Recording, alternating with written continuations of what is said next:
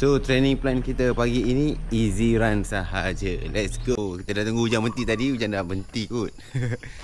Okey, kilometer 1 pace 726. Kilometer 2 pace 654. Kilometer 3 pace 641. Jom. Okey, kepada anda yang minat nak simpan emas, boleh klik link dekat bio. Nanti saya bantu guide anda.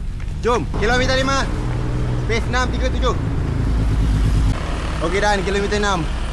Okey, 6 km, average pace 654, heart rate 148. Training plan hari ni coach bagi 100%.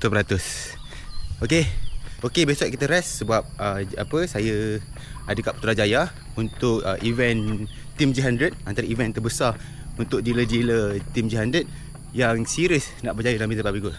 Kalau anda nak explore peluang bina income passive bersama Barbie Gold di G100, okey, boleh DM saya hari ni. Jom saya share kepada anda